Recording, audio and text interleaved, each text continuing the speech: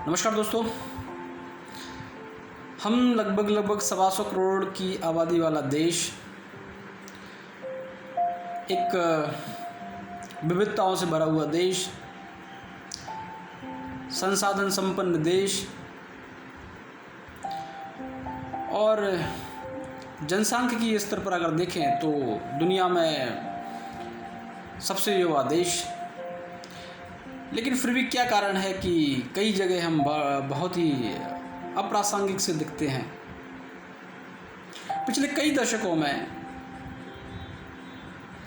हमारे देश में कितने शोध हुए, कितनी पेटेंटिंग हुई, कितने रिसर्च पेपर पब्लिश हुए, कितने ओलंपिक में गोल्ड मिले या प्राइज मिले, कितने ऑस्कर मिले, कितने नोबेल लॉरिएट हुए। ये स्वाभाविक से प्रश्न है।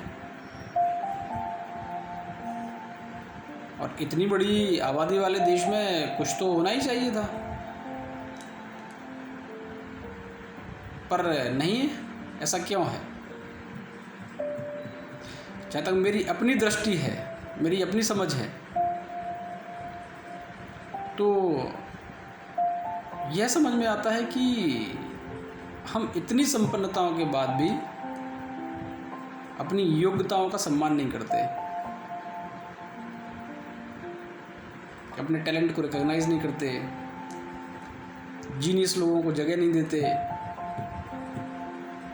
जो संघर्षमयी लोग हैं उनको उनके संघर्ष को नकारते हैं। और ऐसा क्यों हो रहा है? ये प्रश्न लाजमी है। ये सामाजिक स्तर से लेकर राष्ट्र के चिंतन में होना चाहिए ये प्रश्न। और अगर नहीं हो रहा है तो ये बहुत गंभीर चिंता का विषय है। क्योंकि दुनिया आज जहाँ खड़ी है, विश्व के किसी भी देश को अगर हम उठाकर देखते हैं तो हम यही पाते हैं कि नागरिकों की स्वयं की भागीदारी और उनकी योग्यता को उपयोगिता में बदलने की राष्ट्र या किसी भी देश की शक्ति उस देश को महान बना देती है। कोई भी देश हो। जापान एक बहुत अच्छा उदाहरण है, अमेरिका भी एक उदाहरण है, और यूरोप के बहुत सारे देश।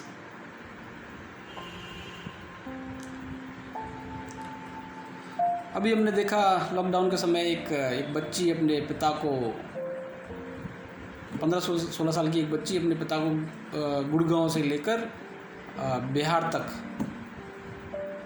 साइकिल से लेकर गई। ऐसा साहस और ऐसा संघर्ष देश में भरा पड़ा है, लेकिन हम रिकॉग्नाइज नहीं करते। अभी हाल ही में हमने देखा कि एक बहुत ही युवा, genius, talented engineering graduate, IAS aspirant और आर्टिस्ट, क्वांटम फिजिक्स पर काम करने वाला युवा, नासा में रिसर्च करने के बारे में सोचता हुआ एक ड्रीमर युवा,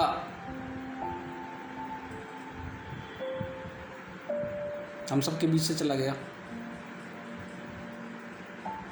कारण क्या है? कारण है कि हम एक समाज के रूप में और एक व्यवस्था के रूप में असफल हैं, क्योंकि हम अपने युवाओं को, अपने उन लोगों को जो देश को महानता की दिशा में ले जा सकते हैं, उनको जगह नहीं देते, उनको रिकॉग्नाइज नहीं करते, और इसलिए हम सब असफल हैं। हम इतने वर्षों में एक ऐसी व्यवस्था बनाने में भी विफल हो रहे हैं जो हम अपने युवाओं को दे सकें, अपने लोगों को दे सकें, जिस पर खड़े होकर युवा अपने सपनों को साकार कर सकें, संघर्ष कर सकें।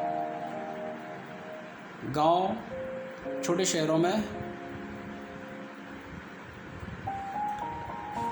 युवा संघर्षमयी व्यक्तित्व, टैलेंट, जीनियस अथाह है, लेकिन वहीं दम तोड़ रहा है, दमन हो रहा है उसका। तो ये प्रश्न तो समाज और देश दोनों के लिए है और हमें बदलना पड़ेगा। अगर हम विश्व स्तर पर प्रासंगिक हो रहना चाहते हैं तो हमें बदलना पड़ेगा। आज देखिए चीन क्या कर रहा है, नेपाल क्या कर रहा है, हमारे इतने भी अड़ोसी पड़ोसी हैं क्या कर रहे हैं। क्योंकि अगर हम सशक्त होंगे अंदर से तो कोई हिमाकत नहीं कर सकता है, और अगर करता भी है तो वो सोचेगा बार बार, कई बार, 1000 बार। तो इतनी बड़ी आबादी को किस तरह से उस टैलेंट को चैनलाइज करना है, कैसे उस युवा के सपनों को देश के सपनों के साथ जोड़ना है, यही है आत्मनिर्भरता। गांव से लेके बड़े बड़े शहरों के स्तर तक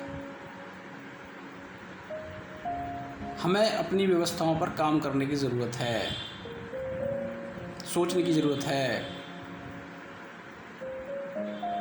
चिंतन करने की ज़रूरत है और युद्ध स्तर पर काम करने की ज़रूरत है, ताकि हम अपने युवाओं के सपनों को, उनके भविष्य को, उनकी योजनाओं को, उनके जो निष्ठा है, उनका संघर्ष है, उसका सम्मान कर सकें। ये करना पड़ेगा, नहीं तो हम बहुत पीछे छूट जाएंगे। और शायद हम तभी अपने युवाओं से, योग्यता से नज़र मिला पाएंगे अगर हम ऐसा करने में सफल हुए। तो ये प्रश्न सभी के लिए है, हर व्यक्ति के लिए है, हर संस्था के लिए है, और उस समाज के लिए भी है जिससे हम जुड़े हुए हैं, और संपूर्ण देश के लिए, मानव जाति के लिए। हमें परिवर्तनशीलता की तरफ सोचना होगा,